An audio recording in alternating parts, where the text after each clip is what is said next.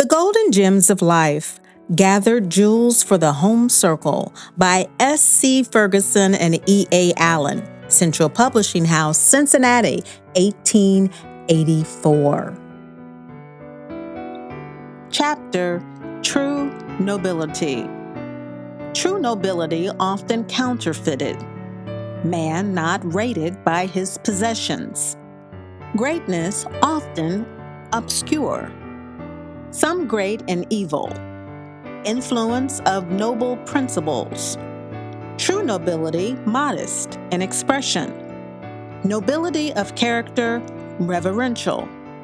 True nobility within reach of all. True nobility. Greatness, thou gaudy torment of our souls, the wise man's fetters and the rage of fools. There is so much in this world that is artificial, so much that glitters in borrowed light, that it is not singular that moral greatness and nobility are often counterfeited by some baser metal. So much so that it is no slight task to discriminate rightly between the true and the false, and to determine wherein true nobility doth consist. When we carefully consider the nature of man, we readily admit that it is in the possession of moral and intellectual powers that his superiority over the brute world consists. In the society of his fellow men, man ought not to be rated by his possessions, by his stores of gold, by his office of honor or trust. These are but temporary and accidental advantages, and the next turn of fortune may tear them from his grasp. The light of fame, though it shines with ever so clear a light, is able to dispel the darkness of death but a little ways. The greatest characters of antiquity are but little known. Curiosity follows them in vain, for the veil of oblivion successfully hides the greater portion of their lives. The world ofttimes knows nothing of its greatest men. Their lives were passed in obscurity, but real nobility of character was theirs, and this is nearly always unseen and unknown. He who in tattered garments toils on the way may, and often does, possess more real nobility of spirit than he who is driven past in a chariot. It is the mind that makes the heart rich, and as the sun breaks through the darkest clouds, so honor peereth in the meanest habit. Public martyrdom of every shade has a certain éclat and popularity connected with it that will often bear men up to endure its trials with courage. But those who suffer alone, without sympathy for truth or principle, those who, unnoticed by men, maintain their part, and in obscurity and amid discouragement patiently fulfill their trust, these are the real heroes of the age, and the suffering they bear is real greatness. It is refreshing to read the account of some of the truly great men and women whose lives of usefulness have done much for the alleviation of the world's misery. And after all, there is no true nobility except as it displays itself in good deeds. Says Matthew Henry, nothing can make a man truly great but being truly good and partaking of God's holiness. That which constitutes human goodness, human greatness, and human nobleness is not the degree of enlightenment with which men pursue their own advantages, but it is self-forgetfulness, self-sacrifice, and the disregard of personal advantages, remote or contingent, because some other line of conduct is nearer right. The greatest man is he who chooses right with the most invincible resolution, who resists the sorest temptations from within and without, who bears the heaviest burdens cheerfully, who is calmest in storms, and most fearless under menaces and frowns. Some persons are great only in their ability to do evil. Some appears to have constituted the greatest of many of those individuals who drenched the world in blood, that their ambition might be satisfied. They may possess the most astonishing mental qualities, yet may be overruled for evil instead of good. Men of the most brilliant qualities need only a due admixture of pride, ambition, and selfishness to be great only in evil ways. Energy without integrity of character and a soul of goodness may only represent the embodied principle of evil. But when the elements of character are brought into action by a determinate will and influenced by high purposes, man enters upon and courageously perseveres in the path of duty at whatsoever cost of worldly interest, he may be said to approach the summit of his being, to possess true nobility of character. He is the embodiment of the highest idea of manliness. The life of such a man becomes repeated in the life and actions of others. He is just and upright in his business dealings, in his public actions, and in his family life. He will be honest in all things, in his works and in his words.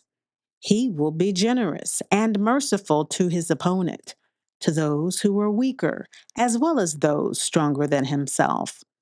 The man of noble spirit converts all occurrences into experience, between which experience and his reason there is marriage, and the issue are his actions. He moves by affection, not for affection. He loves glory, scorns shame, and governeth and obeyeth with one countenance, for it comes from one consideration. Knowing reason to be no idle gift of nature, he is the steersman of his own destiny.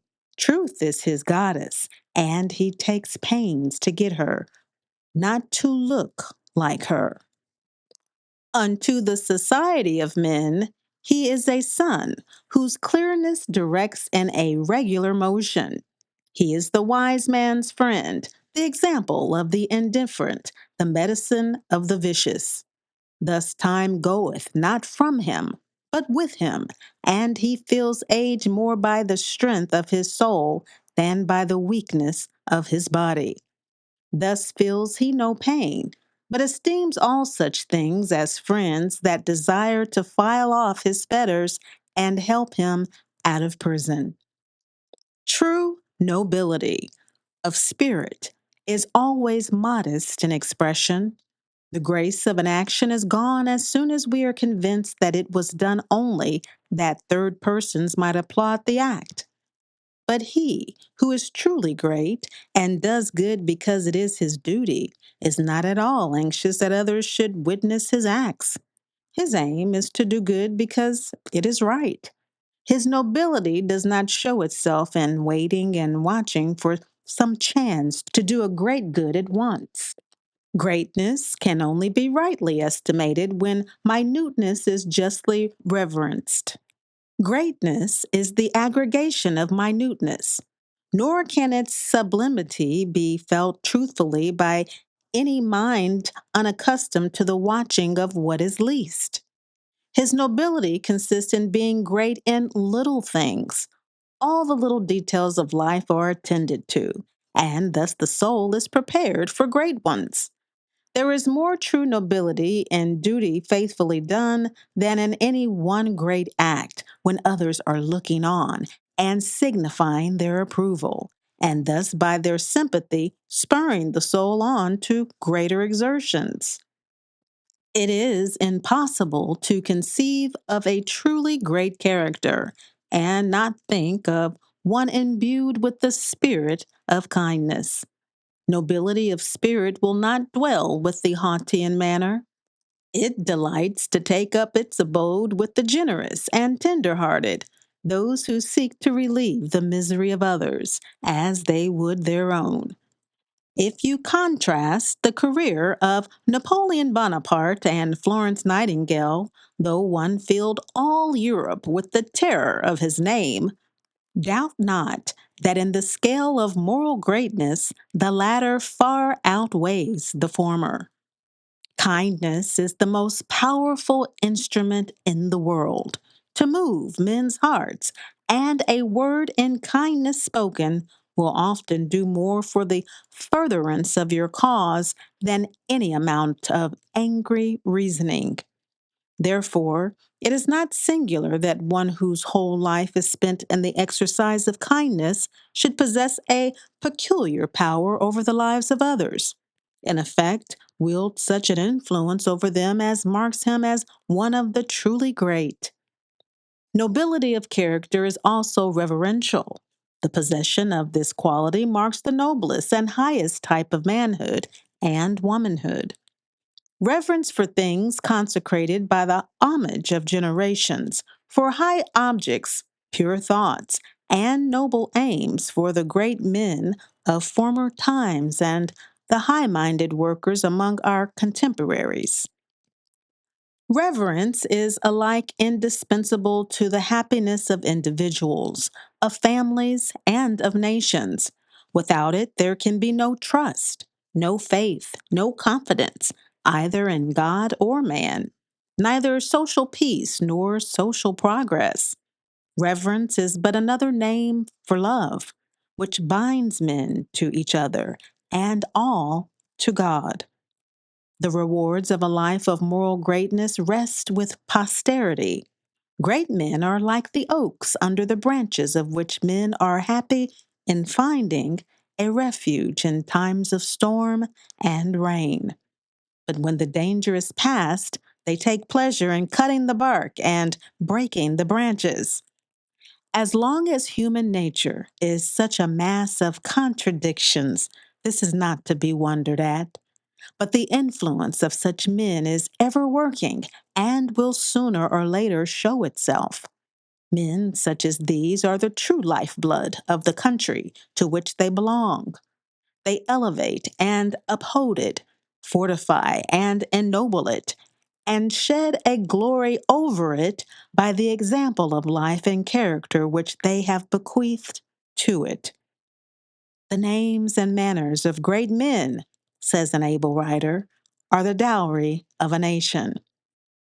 Whenever national life begins to quicken, the dead horses rise to the memory of men. These men of noble principles are the salt of the earth, in death as well as life. Their example lives in their country, a stimulus and encouragement to all who have the soul to adopt it. Nobility of character is within the reach of all.